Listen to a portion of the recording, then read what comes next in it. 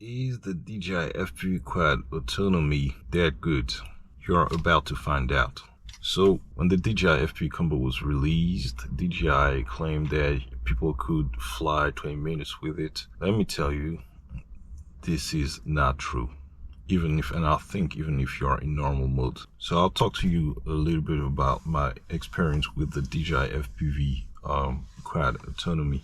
If I put my angle at maximum 45 degrees, if I push the pedal to the metal, push the throttle aggressively, my battery will last a maximum 5 minutes. But I'm just going to the extremes because I never fly with that camera tilt. I'm usually around 25 and 30 degrees. If I, for example, let's say that I tilt my camera at 30 degrees and I fly smoothly in manual mode or acro mode, I am able to make the battery last around 5 to 9 minutes, but it would be like maximum 9 minutes. But when you think about it, it is a lot for a FPV quad. In the past, I've flown 5-inch quads and 3-inch quads like cinewhoops, and as far as I can remember, they could only last maximum 3 minutes. So when I tell you that I fly my FPV drone and it lasts around 5 minutes to 9 minutes, it's a lot